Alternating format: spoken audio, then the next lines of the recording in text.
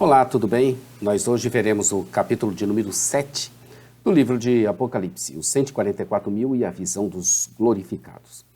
Aqui quem está falando é o pastor Daniel Teustete, da Igreja dos Semeadores, na Quênia 30, lote 7, Avenida Comercial Norte, em Taguatinga Norte. Inscreva-se aí no nosso canal, aproveite agora e já clica no sininho à sua esquerda, todo dia atualização. Todos os dias, um vídeo novo. Já dê o seu like nos ajudando em nosso canal. Como dissemos, o propósito do livro de Apocalipse é estimular a fidelidade a Cristo Jesus. Damos testemunho de Cristo. Em meio ao sofrimento, estimular essa fidelidade em meio ao sofrimento, pela afirmação de que Deus governa a história. E certamente a levará a uma gloriosa consumação de julgamento e bênção em Cristo Jesus. Estamos no capítulo 7. Nesse capítulo, o cenário ainda é o céu. E as coisas continuam a ter seu prosseguimento e ainda estamos no 6º selo, pois o 7º selo será aberto somente no capítulo 8. Ou seja, amanhã estaremos aqui abrindo o 8º selo e assim revelando o que vai acontecer. Hoje nós estamos no capítulo 7. João continua vendo, continua ouvindo e continua escrevendo os mistérios e falas de Apocalipse. Há 4 anjos aqui que se encontram nos 4 cantos da terra e que saem para assinalarem na testa o selo do Deus vivo, e ele busca desses somente os filhos de Israel ou de Jacó. Aqui ele começa com Judá, de onde veio o Messias, o Cristo, o Salvador, o Cordeiro que está no céu, onde Deus está no seu trono, e termina com Benjamim, o 12º patriarca. O primogênito é Rubem, mas este foi desprezado porque desprezou seu pai. Além dos 144.000, também há uma grande multidão inumerável que clamavam em grande voz, dizendo ao nosso Deus, que se assenta ao trono, e ao Cordeiro, que a eles pertence a salvação. Há também os que vieram da grande tribulação, e todos no céu adoram a Deus e ao Cordeiro. Também percebemos muitas palavras de consolo, de edificação, e são feitas muitas promessas de vitória aos santos. Nós estamos vendo as visões celestiais que começaram no capítulo 1, no verso 1 do capítulo 4, e se estende até o verso 5 do capítulo de número 22. Por meio de Cristo e seus anjos, João recebeu uma série de 7 ciclos de visões mais um. 7 selos do rolo, 7 anjos e 7 trombetas, 7 histórias simbólicas, 7 taças de ira, Babilônia e a igreja, a batalha final, o reino dos santos e o julgamento final, seguidos por uma visão da Nova Jerusalém, 8º. 7 mais 1, a Nova Jerusalém. Essas visões tinham a intenção de advertir e encorajar as igrejas ao abrirem os seus olhos para a realeza e a majestade de Deus, para a natureza da guerra espiritual, o julgamento de Deus sobre o mal e o resultado do conflito. Nós estamos no primeiro ciclo, que é do verso 1 do capítulo 4 ao verso 1 do capítulo 8, que é o rolo e seus selos. Estamos vendo esse primeiro ciclo. Há diversas características que se percebem nesse primeiro ciclo de visões. Aqui, o cuidado pelos santos, no capítulo 7. Ocupa os 17 versículos. Como já dissemos, ainda estamos no período referente à abertura do 6º selo por parte do Cordeiro. Aqui nesses versículos veremos o cuidado com os santos. O anúncio do 7º selo é dramaticamente retardado, enquanto os santos recebem a certeza e a segurança que Deus os conhece e cuida deles, em meio às calamidades retratadas no capítulo 6. Eles estão sendo selados contra o mal, com uma marca de propriedade e proteção, e lhes é dado perfeito descanso no final. Essas promessas mantêm os santos ao longo do período da história da igreja, assim como mantiveram as 7 igrejas do século I. João relata que depois disso, dos fatos narrados até aqui, ele viu 4 anjos de pé nos 4 cantos da terra que retinham os 4 ventos, que impediam qualquer vento que soprasse na terra, no ar ou em qualquer árvore. Também viu um anjo subindo do oriente, tendo o selo do Deus vivo, que bradou em alta voz aos 4 anjos, e que tinha sido dado poder para danificar a terra, o mar, mas ainda não tinha sido dada autorização nem para danificar nem a terra nem o mar. O poder lhes tinha sido dado, mas não ainda poderiam executar os danos na terra, no mar, nem nas árvores, até que fossem seladas nas testas os servos de Deus. Os fiéis aqui são selados com sinal de proteção e propriedade, semelhante àquele de Ezequiel 9, verso 4. Dos versos 4 ao 8, o equilíbrio dos números sugere que 12 é um número simbólico para a plenitude do povo de Deus. João ouviu o número dos que foram selados, 12.000 de cada tribo. Dan é omitida, possivelmente porque essa tribo estava associada com a idolatria. Alguns pensam que o número 144.000 inclui apenas os crentes judeus. Mas a expressão servos do nosso Deus, no verso 3, deve incluir os santos gentios também. A posição equivalente de gentios e judeus na igreja e as promessas associadas somente com 144.000 confirmam isso. De acordo com os versos de 1 a 8, os santos são individualmente conhecidos por Deus e nenhum deles escapa do seu poder. De acordo com os versos 9 ao 17, nenhum ser humano consegue contar o seu número. Percebe-se nisso que há dois povos que foram selados.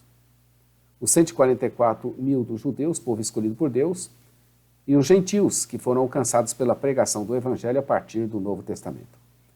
Depois disso, João olhou, verso 9, e diante dele estava uma grande multidão, que ninguém podia contar, de todas as nações, tribos, povos, línguas.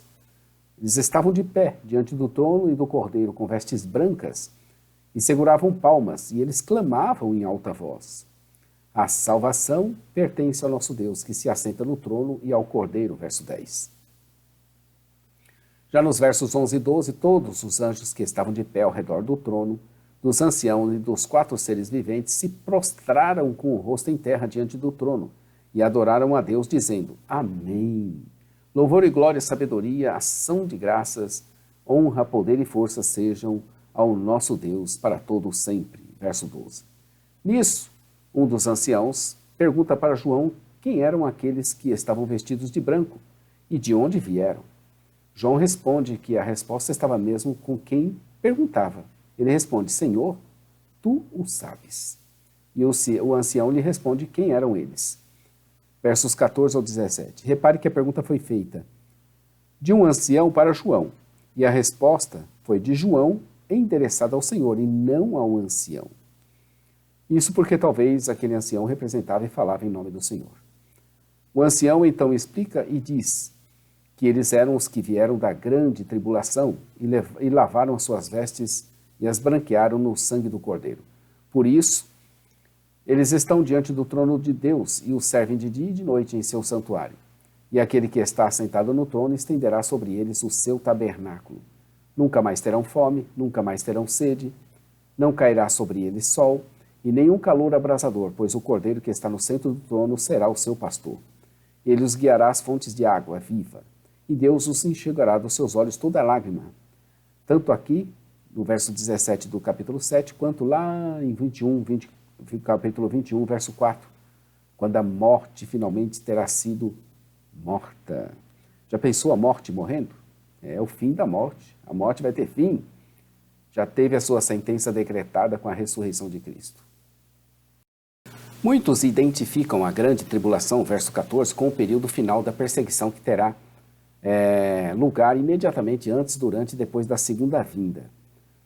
Nós temos um artigo teológico, O Milênio, em Apocalipse 20, na Bíblia de Estudo de Genebra, que você adquire conosco na Semeadores, que vale a pena você tomar conhecimento.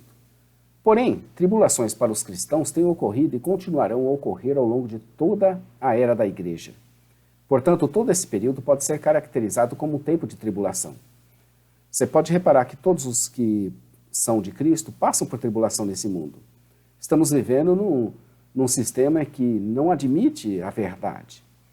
Então isso já é uma tribulação e uma perseguição. Há lugares em que, para mantermos o testemunho fiel, temos que pagá-lo com a própria vida. Não tem como pertencer a Cristo e ao mundo em determinados lugares.